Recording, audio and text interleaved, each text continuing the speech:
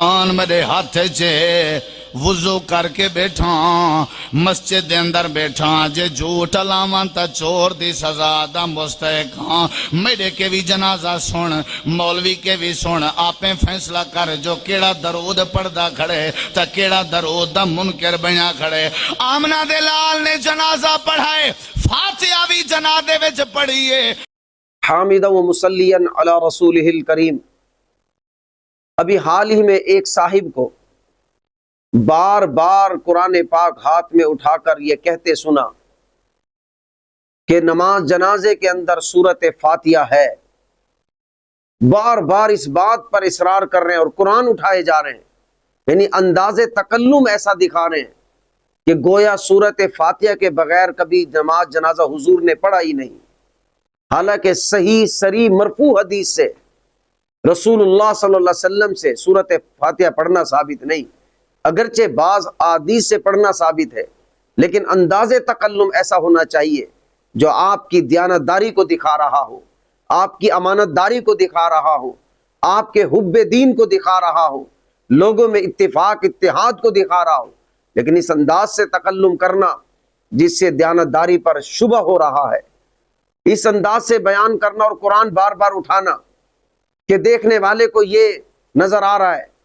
کہ آپ علیہ السلام نے ہر جنازہ ہی سورۃ فاتحہ کے ساتھ پڑھا ہے، حالانکہ بیشتر جنازے آپ نے سورۃ فاتحہ کے ساتھ نہیں پڑھے، ہاں بعض جگہ آپ نے پڑھا ہے بطور دعا کے ہے۔ دیکھو ہمارا ایمان ہے صحابی رسول علیہ السلام اللہ کے پاک پیغمبر علیہ السلام کے خلاف کر ہی نہیں سکتے، اور حضرت عبداللہ بن عمر سے ثابت ہے کہ ان عبداللہ بن عمر کان لا یقرأ فی الصلاۃ علی الجنازۃ۔ موطأ امام مالک میں حضرت عبداللہ بن عمر رضی اللہ تعالیٰ عنہ جلیل القدر صحابی، کثیر الاحادیث رکھنے والے صحابی ہیں، لیکن فرماتے ہیں کہ سورۃ فاتحہ کو جنازے میں نہیں پڑھتے تھے۔ اور بھی بیشتر صحابہ سے روایت ہے کہ وہ جنازے کے اندر اللہم اغفر لحینا پڑھتے تھے، جیسے ابو داؤد شریف کے اندر ہے، حضرت ابو ہریرہ رضی اللہ تعالیٰ عنہ سے بھی ہے، اذا صلیتم علی المیت فاخلصوا له الدعاء ہے، اور ایک جگہ ہے حضرت ابو ہریرہ رضی اللہ تعالیٰ عنہ سے کہ جنازہ پڑھایا اللہم اغفر لحینا سے شروع کیا۔ اس لیے انداز تکلم ایسا رکھو جو دیانتداری پر مبنی ہو، لوگوں کو انتشار میں نہ ڈالو، تفرقے میں نہ ڈالو۔ میں بارہا کہتا ہوں اپنے اکابرین اجلہ علماء کرام کی سرپرستی میں وقت گزاریں، جن کے شب روز لیل و نہار قرآن و حدیث میں گزرے ہوں۔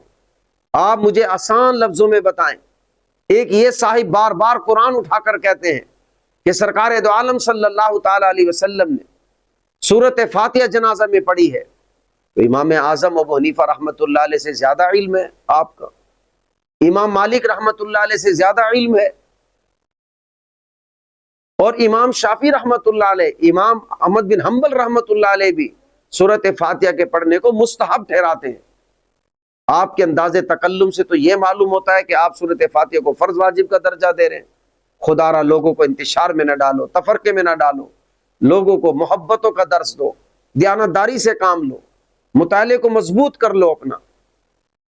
اور یہ بات ذہن میں رکھو کہ اپنے اکابرین اور اسلاف پر اعتماد رکھو۔ ان کے سامنے اگر نماز جنازے کی دعاؤں کے ساتھ سورۃ فاتحہ کا پڑھنا بھی اتنا صریح اور صحیح ہوتا، تو جب ہم نماز جنازے کی دعا پڑھ رہے ہیں، نماز جنازے کی تکبیروں میں درود پڑھ رہے ہیں اور کچھ پڑھ رہے ہیں، تو پھر ہمارے لیے سورۃ فاتحہ پڑھنا کون سا مشکل کام تھا؟ معلوم ہوتا ہے ہمیں اپنے اکابرین اور اسلاف کی دیانتداری پر بھی بھروسہ ہے، ان کے مطالعے پر بھی بھروسہ ہے۔ ہاں یہ بات ٹھیک ہے کہ درود ابراہیمی پڑھیں نماز جنازے میں، یہ افضل ہے، مانتے ہیں آپ کی بات کہ آپ درود ابراہیمی کے قائل ہیں، اور اچھی بات ہے کہ درود ابراہیمی جنازے میں پڑھنا چاہیے، لیکن انداز تکلم خدا را محبت والا رکھو، اختلاف انتشار والا نہ رکھو،